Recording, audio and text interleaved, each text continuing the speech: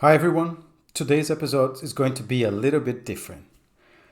So, I want to take you to behind the scenes of some of my creative experiments, the stuff that I've been up lately. And, we had a lot of guests from the creative industry, like designers, people from the agency, creative directors, marketing experts, and so on. A lot of creative minds in the podcast. So basically, we're trying to steer a little bit the direction of the podcast to explore AI in creative fields. But along the way, I've come from a creative background as well. Like I used to work for many years in advertising. So I was used to brainstorm and have different ideas. And very often I cannot stop my brain. So I write down my ideas. Sometimes there are insights, sometimes are too big to act on it. We need a lot more people to actually execute. But I've been doing my own stuff, and some of them are, let's say, low-hanging fruits that I wanted to explore. And now with AI, that's my chance. That's what I thought, right? So I want to focus this episode into how I actually transformed this idea that I had into a story, like an audio novella, basically. Along the years, I had these side projects, right? A lot of insights, they were easy to write as a script for a film, let's say. I'm a film enthusiast, so for me, it's a medium that I love. And of course, I didn't know how to write a script, so I had to kind of like learn that. But that's fine. It's just a way to format and how to tell a story in a visual way. So basically, describing things. So I wrote several of those. I think I might have 6 or 7 scripts that I wrote. But they have been sitting for years in a drawer, let's say, in a digital drawer. And I think this is a waste because if it's not out there, it doesn't exist, right? It only exists in my mind or to people that I actually told the story. So I wanted to do something about that. And I think AI helped a lot. So I want to talk a little bit about the process. First, I just want to define what is a film script, a short film script, which was the story that I wrote. So it's usually 6 pages. It's mostly dialogues, and there's the descriptions of the scene that the director will take to brief somebody on how the scene should look in a video format, right? That doesn't work on an audio format. So I had to kind of like adapt that. So what did I do then? So I had to kind of like take all these descriptive sequences that describes the environment, and I transform that into a narrator style dialogue or a voiceover. In order to do that, I basically decided to start with ChatGPT. So I took the script that I had, put it on ChatGPT, and then asked it to help me take these descriptions and transform into some sort of narrative dialogue. And then, of course, I would adjust along the way. It needed to have a natural flow. But it was a lot of a back and forth process, polishing the dialogues as well, in order to be a bit more descriptive, because everything in audio needs to be whether described by a narrator or described somehow through the dialogue, or with sound effects, which I used a bit. I try to actually do that using AI, and it was a hit and miss, let's say. But let's go in steps. So I started with ChatGPT, polishing the dialogues, adjusting the story, and then now that I have the story ready to be narrated or to make it in an audio format, what other tool can I use to generate the voices, right? Let's say before AI or in a regular audio production, you would have voice actors that would just come and enact the story, right? But I wanted to, I don't want to resort to that. I wanted to do everything myself. So there's a Polish company, it's an European AI startup. They are a reference audio AI tool, and it's called 11 Labs. You've probably heard of them. They are, I think, in regards to voice audio, they are one of the top. So they can basically clone your voice or generate voices. They have a library of voices that were generated, sometimes cloned from other voice actors that allow them to use for a certain period of time their voices.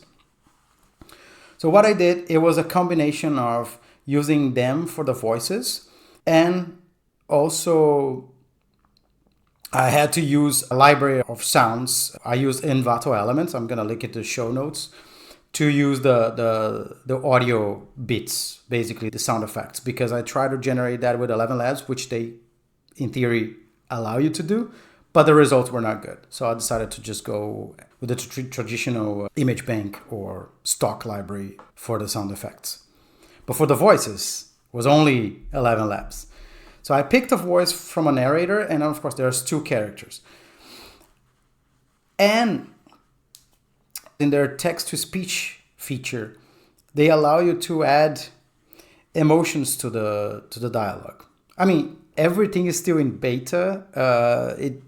I had a let's say hit and miss experience with this. Sometimes it was a bit too neutral, or sometimes they were a bit over exaggerated. So you're gonna hear that because I left that because this was my first experiment doing this.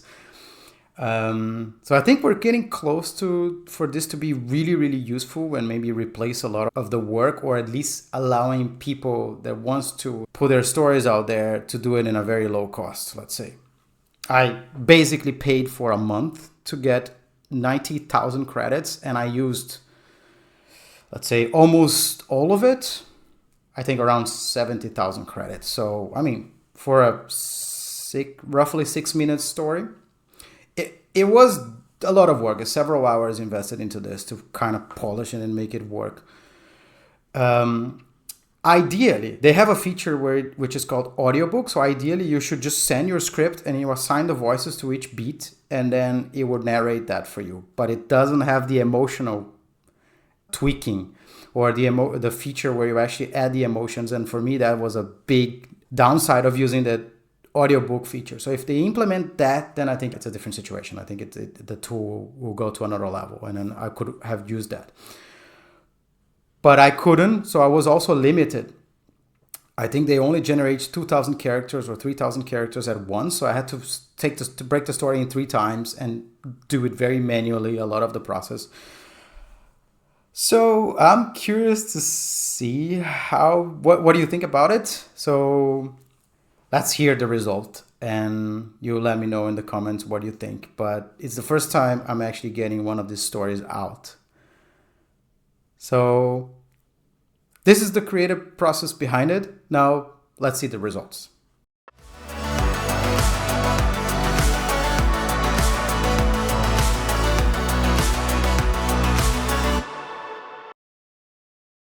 The city hums outside. The room is quiet. Sheets rustle, their sweaty breathing slowing. They roll onto their sides, pretending this is some sacred chamber. God, it feels good. Finally, just us, no more secrets. He speaks first, of course. She doesn't answer, only exhales, heavier, like each breath drags some unspoken weight with it. I was just thinking, maybe it is too soon. He snaps into place, posture rigid, as if sitting straight could stiffen his character. What do you mean? For us? For me.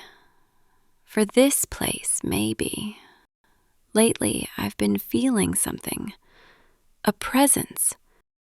Like the air is heavier here. Of course. He shakes his arms in disbelief and points to the window. Honey, it's just us here. If the air is heavy, we should open the window. Do you want me to do that? Her body caves in, eyes hardened on the wall, her quiet signal of unrest. He, as usual, misses it. No, it's not now. It's been like that since... Since he died? Yes. The silence thickens. The air is heavier between these two, packed with things left unsaid.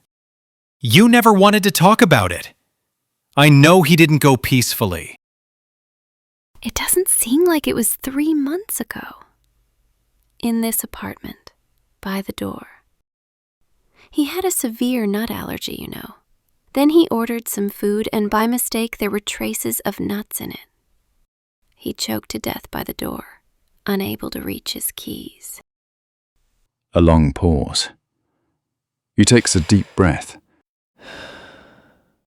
as if the weight of her words has sucked the air from the room. God, that must have been awful. Not being able to breathe.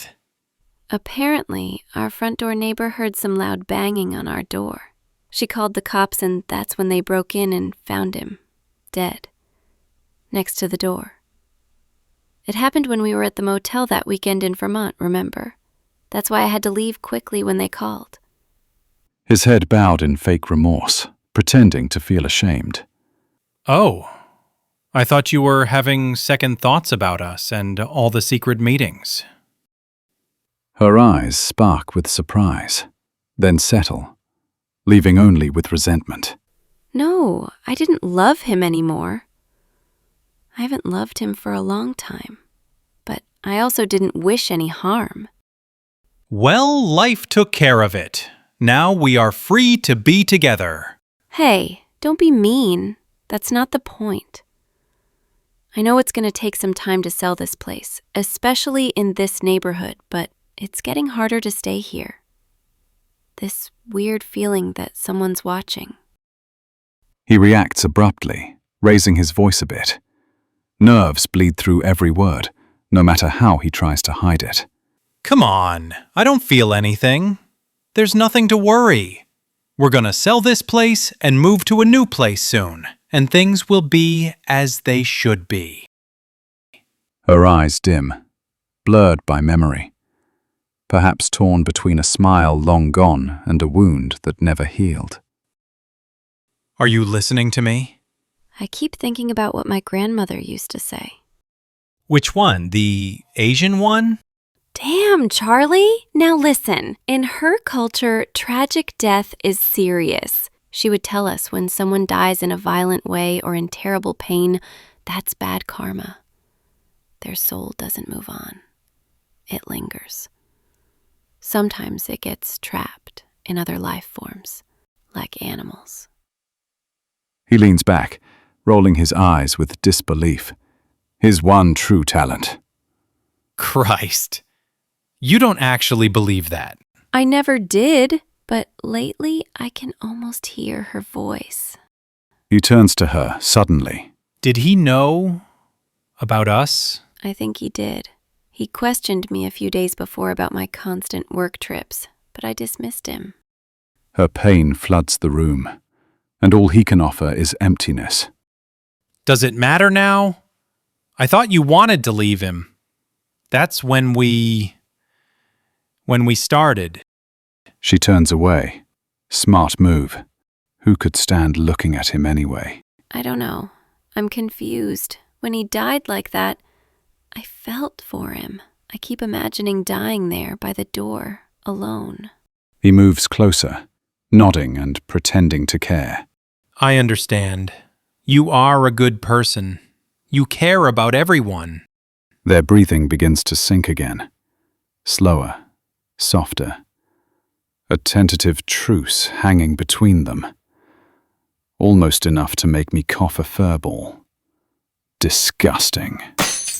What was that? Wait, I'll check it out.